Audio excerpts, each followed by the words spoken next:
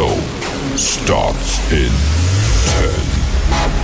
9, 8, 7, 6, 5, 4, 3, 2, 1, go. Aerosol! Good morning, friends, and welcome to the Shero Coffee Chat, where coffee meets conversation. I'm your host, Melissa Farmer Hill, an Army combat veteran and founder of the Shero Coffee Club, where our mission is to keep the world caffeinated and women veterans celebrated. I want to thank you for joining us today. And as always, we'll take a spin around the Shero resource table. We've got your chat, your tip, and guest of the week all coming up right after this.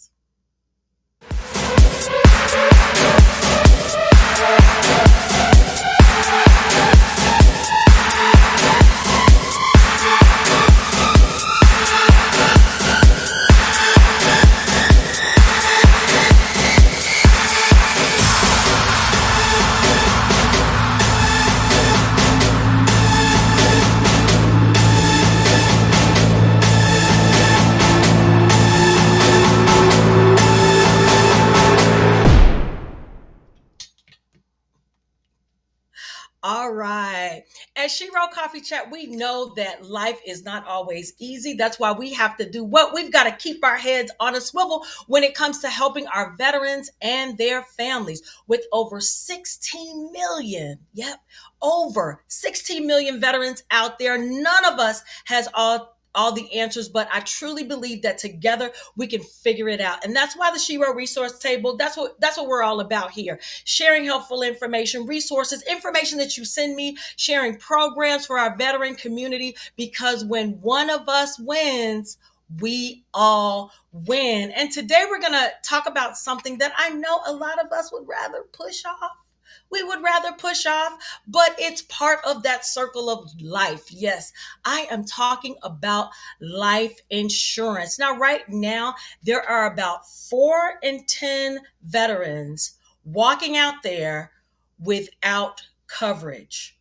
Okay? That's serious business. 4 in 10 without coverage. That means families could be left struggling or trying to put together a GoFundMe instead of being supported, especially during the time of need when their loved one passes away. That's why I wanted to just kind of bring up as of January of 2023, the VA did launch a program called VA Life, and that makes getting insurance simple. And instead of me telling you, I want Andre to cue up that little video. We have like a 1-minute video to kind of tell you all about it. Andre, can you cue that up so they can see this video?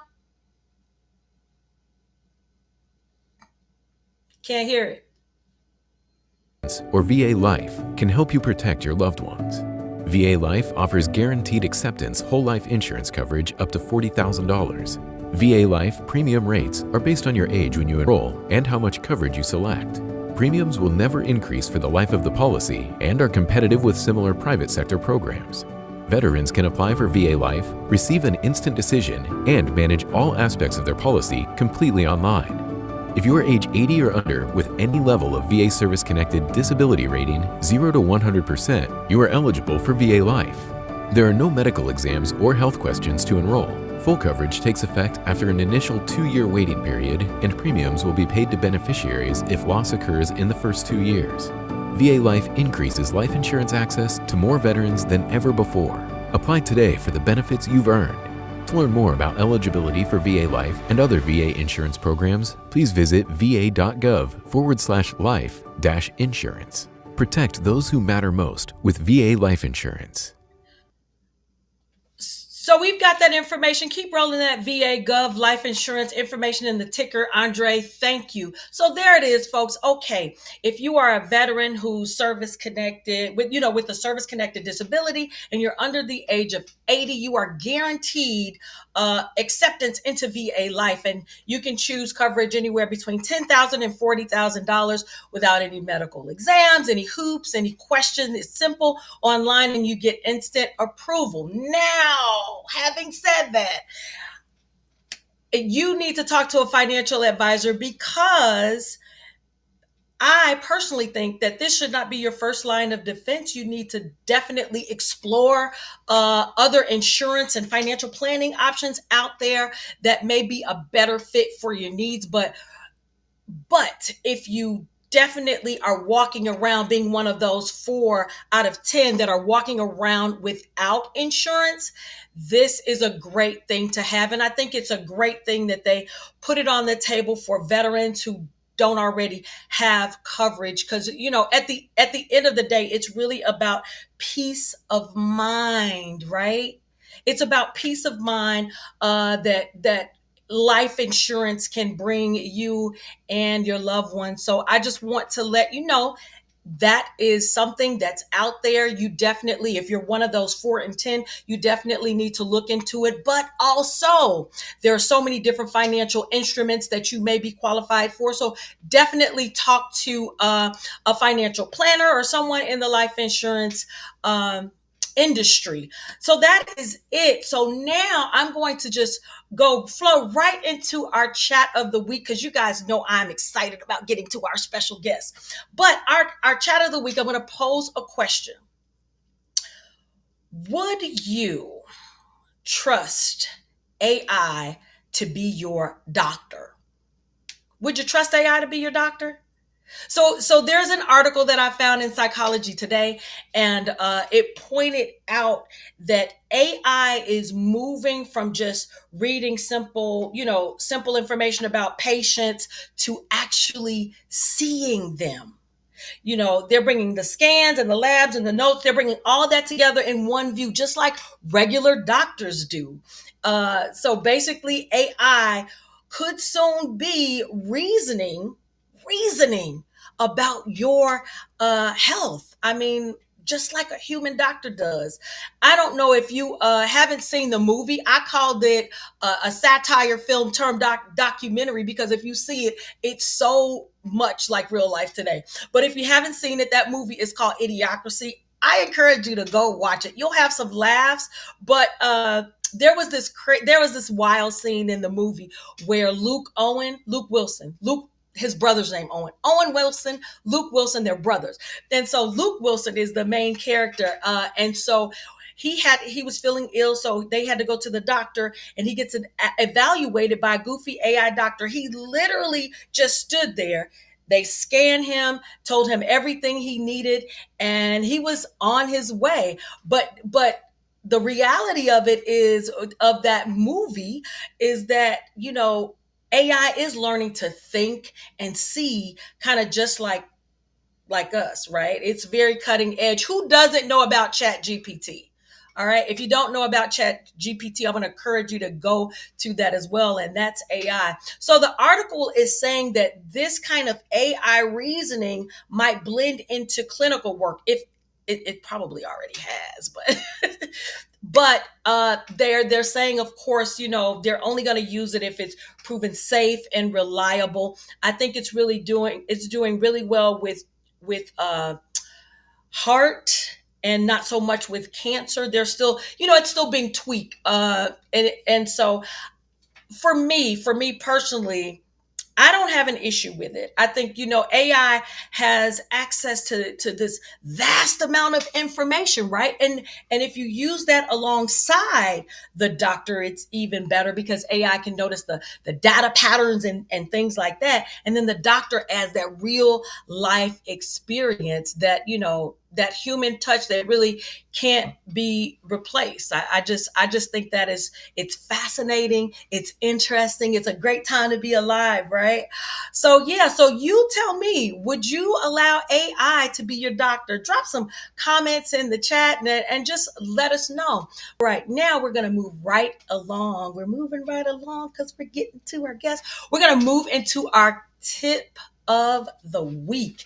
Yes, I always offer a tip of the week, but today, I'm excited because we are kicking off something new. We are starting a tip of the week financial series. Yes. So what we're going to do each week, we're going to dig into real life money moves that can help you, have less stress and grow your money more. I know I'm not a financial advisor, but I definitely can tell you what works for me and what doesn't work. So here's how we're going to get started. We're going to start with the basics, and that's the budget. So here's the thing. Whether you claim to have a budget or you don't have, or you think you don't have a budget, it doesn't matter because you have one. Some of us manage down to the penny, and some of us manage when the money's gone. Oh, I'm out of money. That's your budget. Whatever that ceiling is your budget. So what I want to do is I just want to point out that everyone has a budget. But this is what I'm going to challenge you to do this week. I want you to write down all your spending. Just track it. The first challenge is awareness. Let's see where the money's going. Don't judge yourself. I just want you to notice. Just track down where the money's going. And I like to use the old pen and pad method because it allows you're using more of your senses when you do, or write it on your note, but just track your spending. And I'm not talking about looking at your bank statement. I'm talking about literally getting intimate, writing it down or writing it on your computer on one of your notes. Write it down because awareness is the first step to real power. It really is. Because if you aren't even aware, you don't know what your ceiling is. You don't even have yourself. People laugh at me because I have an allowance. Yes, I give myself an allowance, just like you did just like some of us had when we were our children. I give myself an allowance, and you should too. You really should. Otherwise, you're just spending, and we don't want you to do that. So I am happy to announce this financial series. The first challenge is awareness, and what I want you to do, track your spending for the next 7 days. That's all you have to do. Be aware of what's important for you or to you financially for that week. That's all you have to do. All right. And next week we're gonna get into something else. I'm loving this series, this financial series already. But last thing, I know I don't want to get redundant. Track your spending for the next 7 days. All right. So guess what time it is? Oh, yes, it's special guest time. Thank you for that, Bill. Thank you again for that. he likes to be funny sometimes, you guys. But today we've got some very, very special guests joining us, and I cannot wait for you to meet them. They're gonna talk about, at the heart of Oasis, Hospice, and Palliative care is a deep respect for life. Its beauty, its fragility. Oh wow, that life insurance is a good theme to go off of, talking about when we talk to our special guests.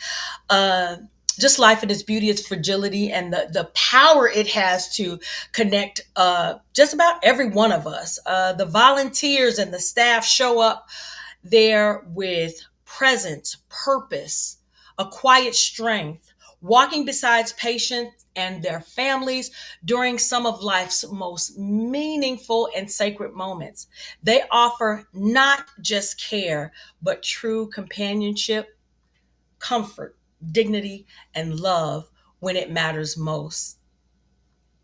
Their work, it really isn't born out of obligation, but out of pure empathy. You do have to have a heart. It is definitely a special calling for the work that they do. But it's definitely a reminder also that healing isn't always about a cure. Sometimes it's just about creating a sanctuary, being fully present. Yeah, and finding beauty in the everyday. Their patients teach them and all of us to cherish connections, embrace the moment, and see the extraordinary even in life's final chapters. I am super excited to welcome two amazing women from Oasis, Hospice, and Palliative Care, COO Katrina Agnew, and Volunteer Coordinator Jessica Gadomski. Ladies and gentlemen, please welcome Katrina and Jesse.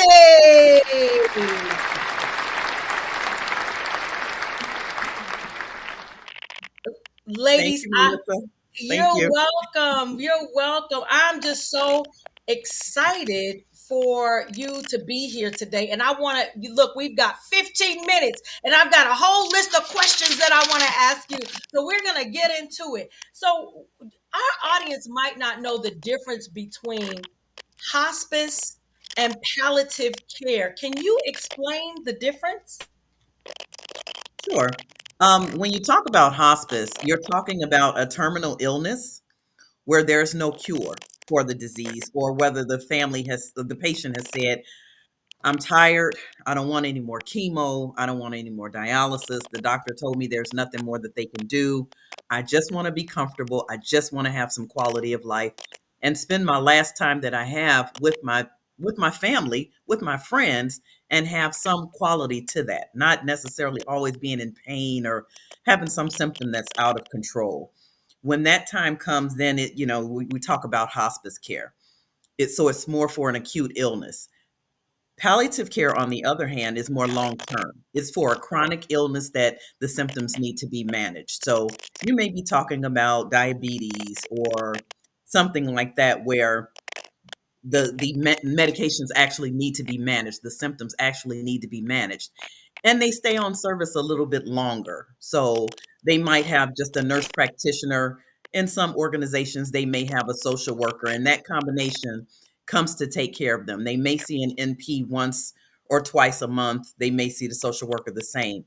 With hospice, you have a team of professionals coming to see you. So not only do you have the nurse, you also have a hospice aide, the chaplain, the social worker. We have volunteers, and then you have the medical director that's over the entire team, that's managing that care. We talk about our patients every 2 weeks, every single one of them. In an interdisciplinary team meeting, we have with all of our staff sitting around the table and talking about each one of our patients every 2 weeks, because every single one of them has a different perspective of the care and what's going on with that patient. Yeah, you know what? Teamwork makes the dream work. I'm glad everyone can, you all gather around and give your expertise to give the patient better care. That's beautiful. Now, Jesse, I have a question for you. How have you seen uh hospice care bring peace and comfort, because Katrina hit on some of those things, bring peace and comfort or even joy to patients and their families. And I just want to say thank you, Katrina, for talking about the difference between the acute care and the palliative care, the between the two. Mhm. But Jesse, how have you seen the hospice care bring those types of things?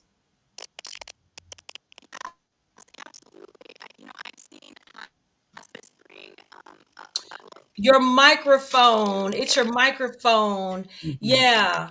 I thought that was reverb from us, but it's your microphone. You want to try it again? Let's see. Oh wow. Mhm. All right.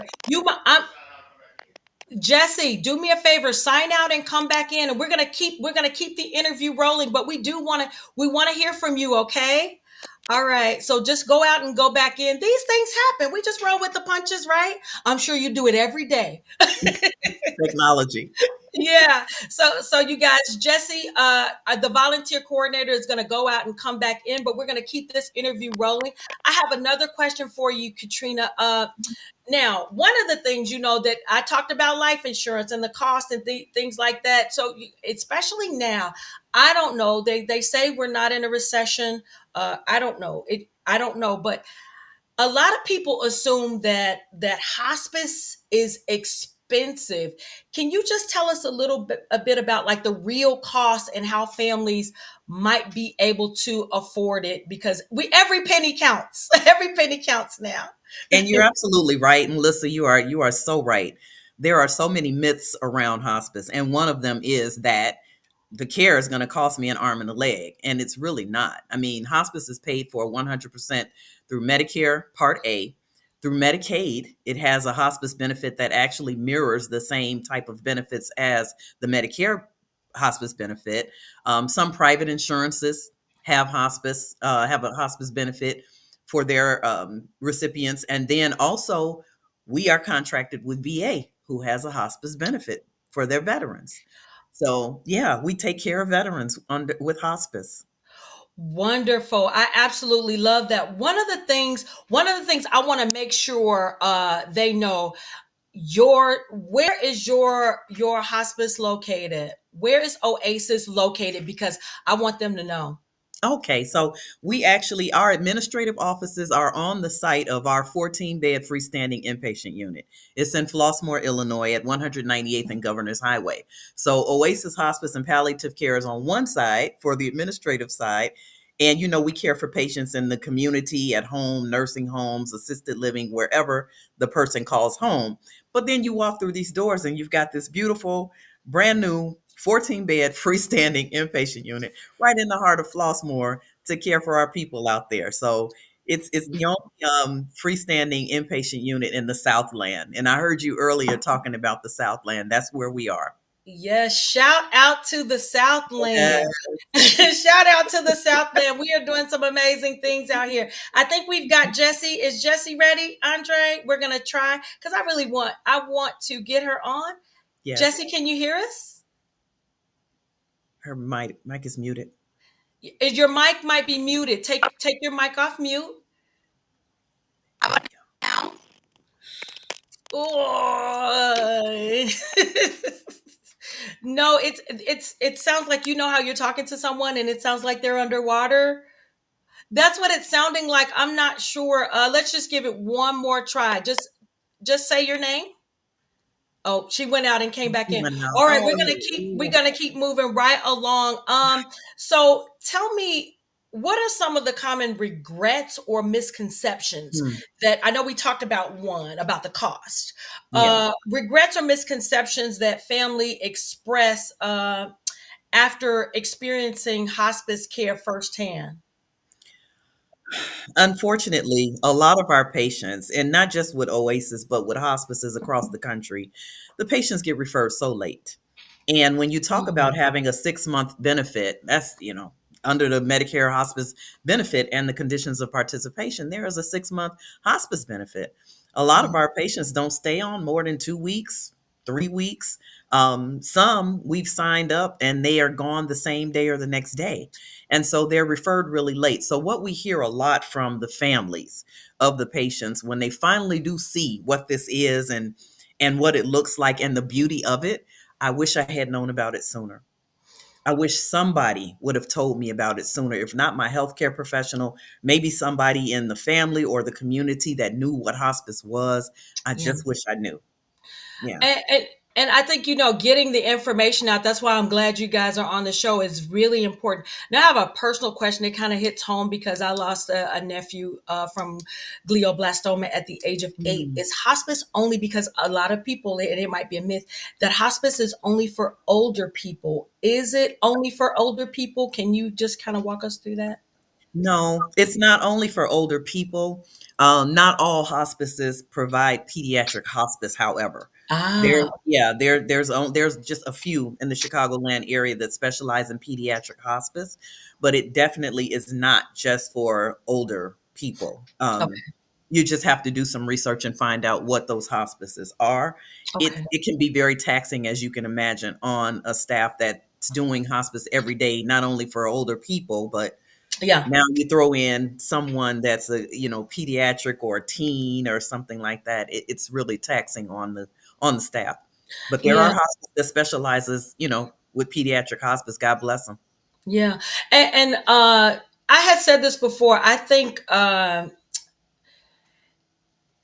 what you guys do, it to me, in my personal opinion, it's really a calling, because what you have to deal with on a day to day basis. I guess I'm trying to find out, how do you think it's a calling, and then how do you go home and how do you go home every day and you still have to tend to the family, tend to the things that you do, and have energy for that when you're dealing with patients who need you, absolutely need you, uh all day long. Yeah. Melissa, is definitely a calling. I've been doing this for 31 years, and I have nurses that have been doing hospice for a very long time also. um, it really is a different mindset. I mean, you have to look at the fact of what you are bringing to that patient and family. And I always say patient and family, because that family is going through something also. It's bringing that comfort, that symptom management, that psychosocial support to the whole family, to that patient. And so when you think about what you're doing and the fact that that patient may not have had anything or anyone. You think about patients in the nursing home. Yeah. We'll get a patient in a nursing home, and a lot of times those patients get dumped off there, and they don't even see their families anymore. So the Mm, nursing home staff become their family, yeah. and you can imagine their ratios are high. So they're seeing a lot of patients in the building. The nurse may have 20, 25 patients that she's seeing. So when hospice is added on, they Yeah. have their own little team. And so now Right. they feel like I've got my own nurse, I've got my own hospice aide, she's coming and taking care of me, my chaplain, my social worker, these are my folks. This is now my new family. Yeah. And so I think that's what gives our team the ability to go home and say, I've done good work today. Yeah. Yeah. That is wonderful. Let's see if we can bring Jessie back on. Andre, let's see if we can bring Jessie back in and see if her mic. Hey, Jessie, can you hear us? Was that better? Oh. Oh no, Jesse. Jesse, we're gonna have to bring you on just so you can talk Yeah. exclusively about the work that you do as the volunteer coordinator, because that is a big part of what hospice care is all about. So we're gonna bring you on exclusively. We're gonna do it before this year's end, and we're gonna make sure that everyone knows about that part that you do. Thank you so much, Jesse. We appreciate you. We just couldn't get the sound right, and I don't want people to miss what you guys have going on. Now, I'm going to bring up something because I'm a little confused about it. All right, so Mhm. I'm going to bring up this phrase, House of Goshen. Uh, Okay, what is that? so if you have any familiarity with the Bible, Goshen was a land. It was a blessed land. It was a prosperous land, and it was a land where that God had blessed, and the people were thriving. And so everything all around Goshen was chaos, right? But when you got to Goshen, there was peace, there was tranquility, there was just a serenity. And Yeah, so that's why, and there's a lot more to it, but yeah. that's why House of Goshen has that name, because Oasis Hospice and Palliative Care is God's hospice. I mean, honestly, Mm, we are doing God's work, and our owners, Hakeem and Sade Bello, this is theirs. This is their concept, and they know that everything we do is to the glory of God, And so, yeah, they named that specifically House of Goshen to honor that, and because we want this to feel like a place where even if I'm told I have a terminal illness, or even if something is going on and I have a symptom that's out of control, I can go to this place, to House of Goshen, and get a sense of tranquility, a sense of peace, a sense of comfort. Not all of our patients pass away on House of Goshen. A lot of our patients go back home after they come for that acute symptom that needs to be managed. It's beautiful. You need to come and see us, Melissa. I absolutely love it. And I'm so glad with the list of questions that I had.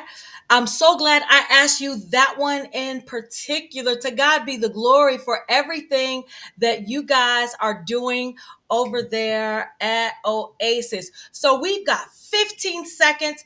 Give me some final words of wisdom. Thank you so much, Jessie. Thank you so much. And we'll have Jessie back on, you guys. Don't worry, she will be back on. So you get 15 minutes, 15 seconds. Let me hear it. Give me something. All I can say to you, Melissa, is don't be afraid. There are so many myths around hospice. Don't be afraid of it. Hospice is a beautiful service when done correctly. And again, it's not just for the patient, it's for the patient and family. We are a holistic type of care. That's why you have the staff that come in and care for not just the pain and the symptoms, but psychosocial, mental, spiritual, emotional, physical pain. All of that is taken care of by the hospice team. And it is just absolutely wonderful. I don't know what I would have done without it with my mom. So I thank God for it. Wow, this has been such a great experience for me. And the biggest thing is what I liked about it is you said that people wish that they had known about it sooner. So Yes. if you have someone, a loved one, friends, family with something acute or something chronic, just call, just get the information. Mhm. And that is it. We are all out of time, but as always, keep your heart strong and your coffee, Shero. I will see you next week.